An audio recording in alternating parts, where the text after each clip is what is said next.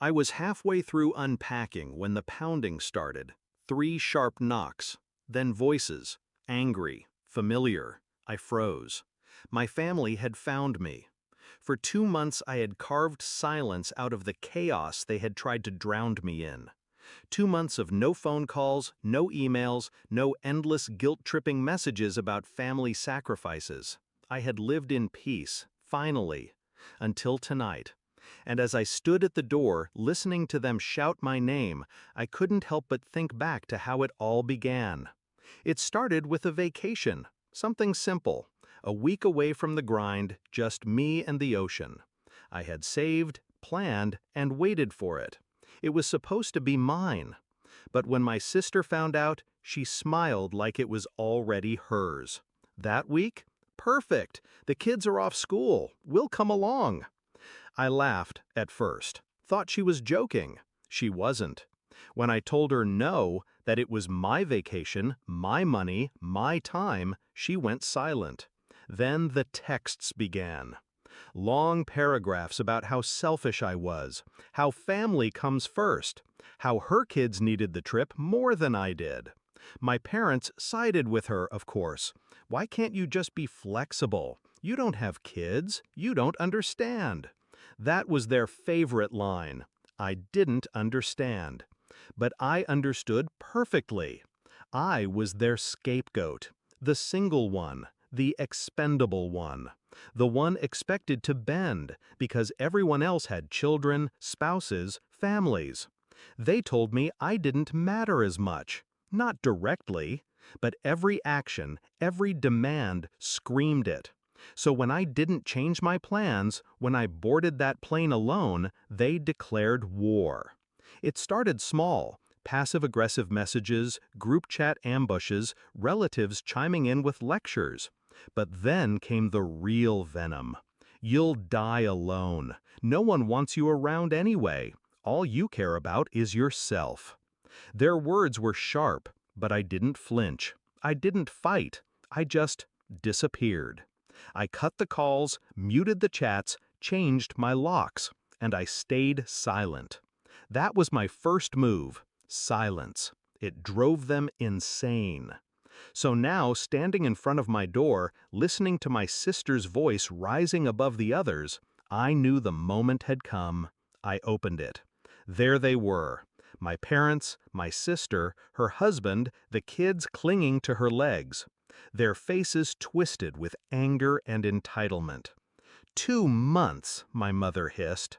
2 months of ignoring us. Who do you think you are? I didn't answer. I let them inside. My silence unnerved them more than shouting ever could. They sat down in my living room like it still belonged to them, like I hadn't rebuilt my life brick by brick to shut them out. My sister started in immediately. You humiliated us. You abandoned your family. You think you're better than us, planning vacations while I'm raising kids? You should be helping me, not running away. I let her words hang in the air. Then I smiled. Calm, deliberate. Funny.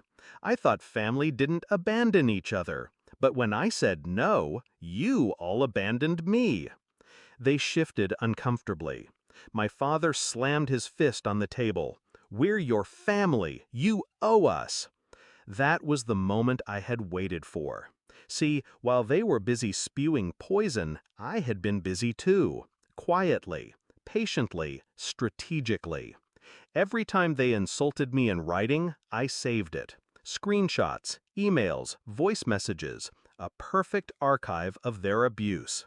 Every time they slandered me to relatives, I wrote down names, dates, what was said. And when I vanished, I didn't just cut them off. I went to work. A lawyer, a therapist, documentation. I wasn't planning just to walk away. I was planning to burn the bridge behind me so they could never follow. So tonight, when they barged into my house demanding answers, I gave them one. I pulled out a folder, thick, heavy, filled with evidence. This, I said calmly, is every word you've used against me. Every threat, every insult, every attempt to shame me into submission. They stared at me like I had pulled out a weapon. In a way, I had. If you ever try to harass me again, if you show up at my door, attack me online, or spread lies, I won't stay silent anymore. I'll take this to the police. I'll take it to court. And you will lose more than my silence. You'll lose your reputation, your comfort, maybe even custody. My sister's face went pale. She knew the messages she had sent me. She knew exactly what was in that folder. My mother dropped her gaze. My father muttered something under his breath, but his voice shook. I leaned forward, my voice low, deliberate. I don't owe you anything. Not my money, not my time, not my life. The only thing I owe myself is peace, and I will protect it, no matter the cost.